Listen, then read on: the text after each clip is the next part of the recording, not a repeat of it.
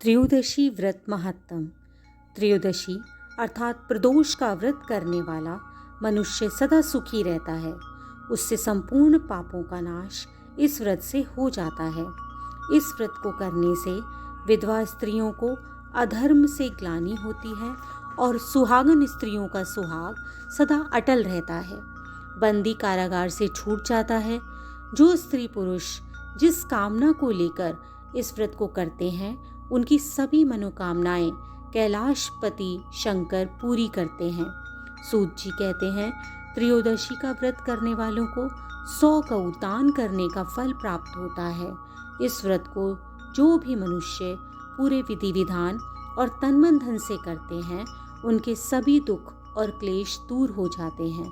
सभी माता बहनों को 11 त्रयोदशी या पूरे वर्ष की 26 त्रयोदशी पूरी करने के बाद उसका उद्यापन करना चाहिए। बुधवार त्रयोदशी अर्थात बुध प्रदोष व्रत। इस व्रत में दिन में एक ही बार भोजन करना चाहिए। इसमें हरी वस्तुओं का प्रयोग अवश्य करना चाहिए। यह व्रत भगवान शंकर का प्रिय व्रत है। भगवान शंकर की पूजा धूप, बेल, पत्र आदि से की जाती है। प्राचीन काल की कथा है, एक पुरुष का नया नया विवाह हुआ था।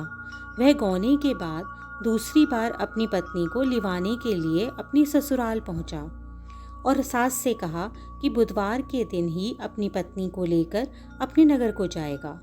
उस पुरुष के सास ससुर ने, साले सालियों ने उसे बहुत समझाने की कोशिश की कि बुधवार को पत्नी को विदा कराकर ले जाना शुभ नहीं है, लेकिन वह पुरुष अपनी जिद से टस से मस नहीं हुआ।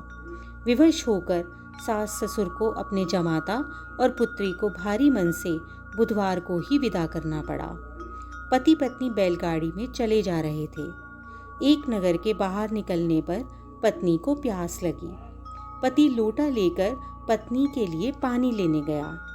जब वह पानी लेकर लौटा तो उसके क्रोध और आश्चर्य की सीमा नहीं रही, क्योंकि उसकी पत्नी किसी अन्य पुरुष के लाए लोटे में से पानी पीकर हंस हंस कर बतिया रही थी। क्रोध में आग बबूला होकर वह आदमी से झगड़ा करने लगा, मगर ये देखकर उसे और भी आश्चर्य हुआ कि उस पुरुष की शक्ल उस आदमी से हूबहू मिलती थी। हमशक्ल आदमियों को झगड़ते हुए देखकर जब काफी देर हो गई तो वहां आने जाने वालों की भीड़ लग गई। सिपाही भी आ गए। सिपाही ने स्त्री से पूछा कि इन दोनों में से कौन सा तेरा पति है, तो वह बेचारी असमंजस में पड़ गई, क्योंकि दोनों पुरुषों की शक्ल एक दूसरे से बिल्कुल मिलती थी। बीच राह में अपनी पत्नी को इस प्रकार असमंजस में देखकर पुरुष की आंखें भर आईं। वह शंकर भगवान से प्रार्थना करने लगा कि हे भगवान, आप मेरी और मेरी पत्नी की रक्षा करो। मुझसे बड़ी भूल हुई जो मैं बुधवार को ही अपनी पत्नी को विदा करा लाया। भविष्य में ऐसा अपराध कदापि नहीं करूँगा। उसकी वह प्रार्थना जैसे ही पूरी हुई, दूसरा पुरुष अंतर्ध्यान हो गया और वह पुरुष सकुशल अपनी पत्नी के साथ अपने घर पहुंच गया। और उस दिन के बाद से दोनों पति पत्नी नियम पूर्वक बुधवार प्रदोष का व्रत रखने लगे।